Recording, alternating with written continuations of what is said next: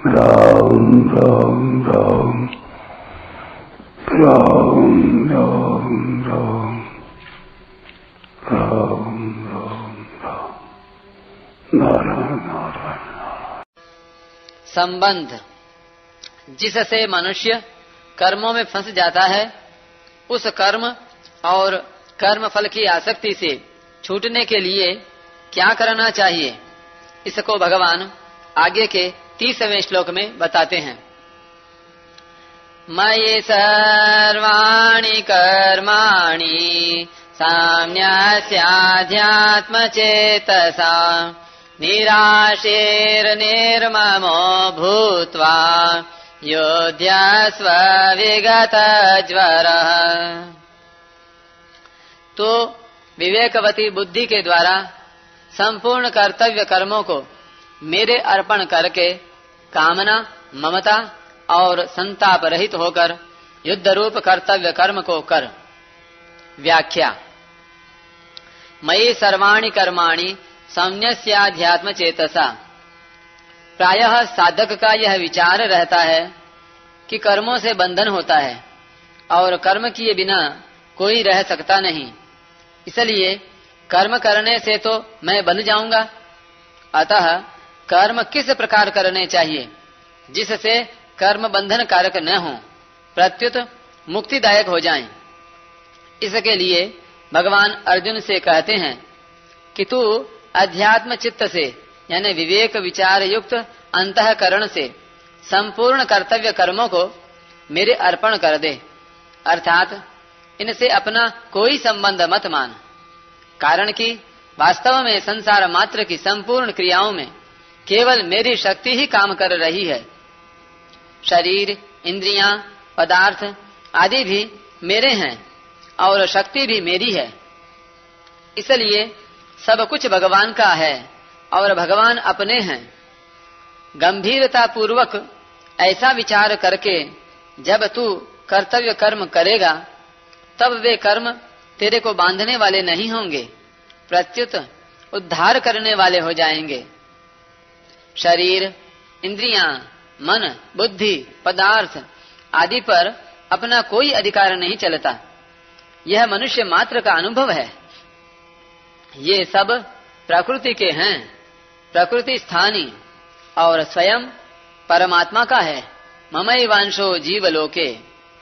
अतः शरीर आदि पदार्थों में भूल से माने हुए अपनेपन को हटाकर इनको भगवान का ही मानना, जो कि वास्तव में है, अर्पण कहलाता है।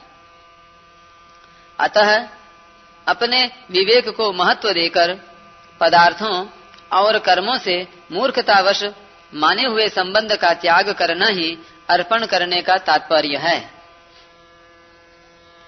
अध्यात्म चेतसा पद से भगवान का यह तात्पर्य है कि किसी भी मार्ग का साधक हो, उसका उद्देश्य आध्यात्मिक होना चाहिए, लौकिक नहीं। वास्तव में उद्देश्य या आवश्यकता सदैव नित्य तत्व की यानी आध्यात्मिक होती है और कामना सदैव अनित्य तत्व यानी उत्पत्ति विनाशशील वस्तु की होती है। साधक में उद्देश्य होना चाहिए, कामना नहीं। उद्देश्य वाला अंतःकरण विवेक विचार युक्त ही रहता है। दार्शनिक अथवा वैज्ञानिक किसी भी दृष्टि से यह सिद्ध नहीं हो सकता कि शरीर आदि भौतिक पदार्थ अपने हैं। वास्तव में ये पदार्थ अपने और अपने लिए हैं ही नहीं, प्रत्युत केवल सदुपयोग करने के लिए मिले हुए हैं। अपने न होने के कारण ही इन पर किसी का आधिपत्य नहीं चलता। संसार मात्र परमात्मा का है, परंतु जीव भूल से परमात्मा की वस्तु को अपनी मान लेता है और इसीलिए बंधन में पड़ जाता है। अतः विवेक विचार के द्वारा इस भूल को मिटाकर संपूर्ण पदार्थों और कर्मों को अध्यात्म तत्व का यानी परमात्मा का स्वीकार कर लेना ही अध्यात्म चित्त के द्वारा उनका अर्पण करना है। इस श्लोक में अध्यात्म चेतसा पद मुख्य रूप से आया है। तात्पर्य यह है कि अविवेक से ही उत्पत्ति विनाशशील शरीर संसार अपना देखता है। यदि विवेक विचार पूर्वक देखा जाए तो शरीर या संसार अपना नहीं दिखेगा, प्रत्युत एक अविनाशी परमात्म तत्व ही अपना दिखेगा। संसार को अपना देखना ही पतन है और अपना न देखना ही उत्थान है। द्वयक्षरस्तु भवेन् मृत्युस् त्रयक्षरम ब्रह्म शाश्वतम ममेति च भवेन् मृत्युर न ममेति च शाश्वतम। 2 अक्षरों का मम यह मेरा है ऐसा भाव मृत्यु है, और 3 अक्षरों का न मम यह मेरा नहीं है ऐसा भाव अमृत यानी सनातन ब्रह्म है। अर्पण संबंधी विशेष बात। भगवान ने मयि सर्वाणि कर्माणि संन्यस्य पदों से संपूर्ण कर्मों को अर्पण करने की बात इसलिए कही है कि मनुष्य ने करण अर्थात शरीर, इंद्रियां, मन, बुद्धि, प्राण, उपकरण यानी कर्म करने में उपयोगी सामग्री तथा क्रियाओं को भूल से अपनी और अपने लिए मान लिया, जो कभी इसके थे नहीं, हैं नहीं, होंगे नहीं और हो सकते भी नहीं। उत्पत्ति विनाश वाली वस्तुओं से अविनाशी का क्या संबंध? अतः कर्मों को चाहे संसार के अर्पण कर दे, चाहे प्रकृति के अर्पण कर दे और चाहे भगवान के अर्पण कर दे, तीनों का एक ही नतीजा होगा, क्योंकि संसार प्रकृति का कार्य है और भगवान प्रकृति के स्वामी हैं। इस दृष्टि से संसार और प्रकृति दोनों भगवान के हैं। अतः मैं भगवान का हूँ और मेरी कहलाने वाली मात्र वस्तुएं भगवान की हैं। इस प्रकार सब कुछ भगवान के अर्पण कर देना चाहिए, अर्थात अपनी ममता उठा देनी चाहिए।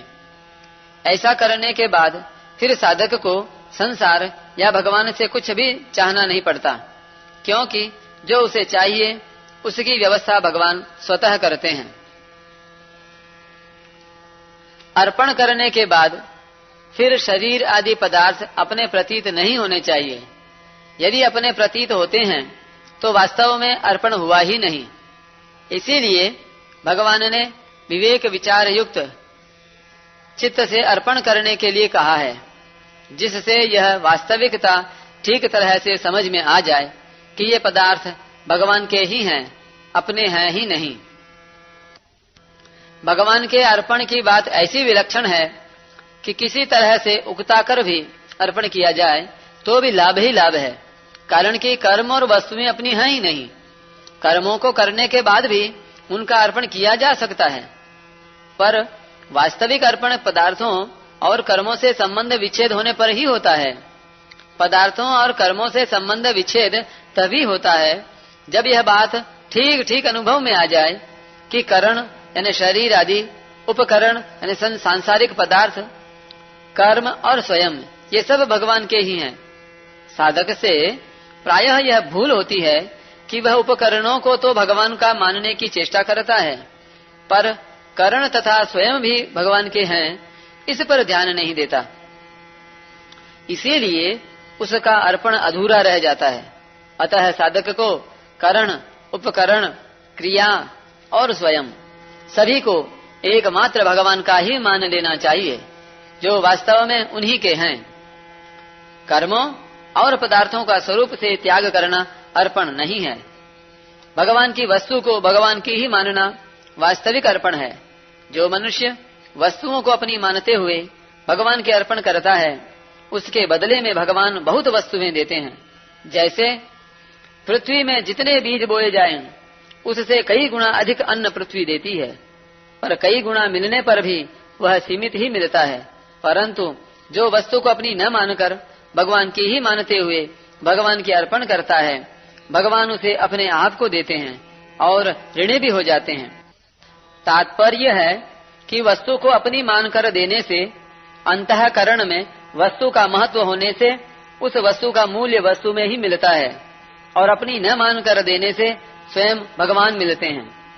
वास्तविक अर्पण से भगवान अत्यंत प्रसन्न होते हैं।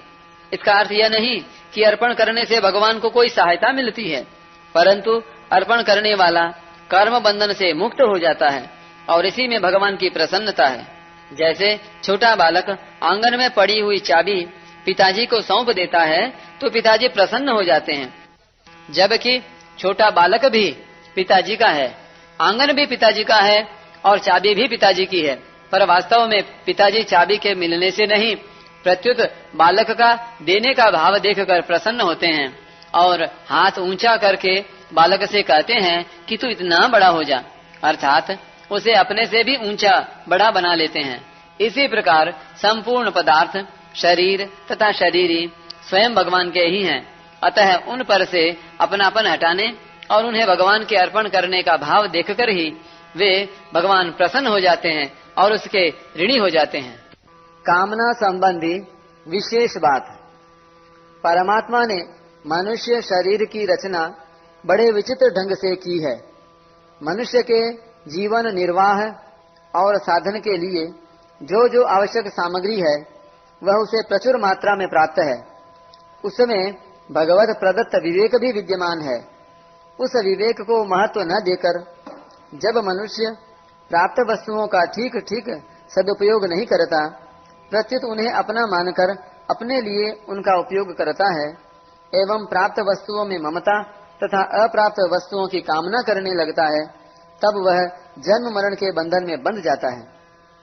वर्तमान में जो वस्तु, व्यक्ति, परिस्थिति, घटना, योग्यता, शक्ति, शरीर, इंद्रियां, मन, प्राण, बुद्धि आदि मिले हुए दिखते हैं, वे पहले भी हमारे पास नहीं थे और बाद में भी सदा हमारे पास नहीं रहेंगे, क्योंकि वे कभी एक रूप नहीं रहते, प्रतिक्षण बदलते रहते हैं।